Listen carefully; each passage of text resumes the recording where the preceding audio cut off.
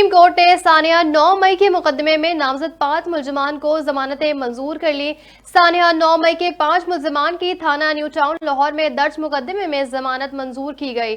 दौरान समाअत जस्टिस जमाल मंदोखिल ने कहा कि हुकूमत और रियासत अवाम के लिए माँ बाप की अहमियत रखते हैं।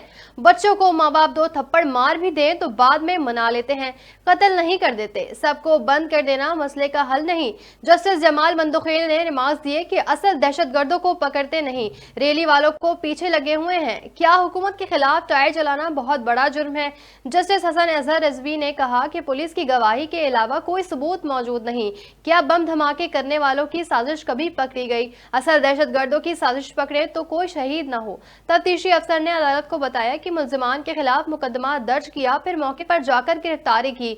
मुलजिमान ने अपने लीडर की गिरफ्तारी पर साजिश के तहत हसास इदारों पर हमले किए। वकील पंजाब हुकूमत ने कहा कि मुलजिमान से पेट्रोल बम बरामद हुए हैं, फायरिंग का भी इल्जाम है। जस्टिस हसन अजहर रिजवी ने इस्तफसार किया कि पेट्रोल बम कौन कहां से लाया, घर से तो कोई नहीं लाया। तफ्तीश क्या कहती है, जिस पर अदालत को बताया गया कि तफ्तीश में ये पहलू सामने नहीं आया।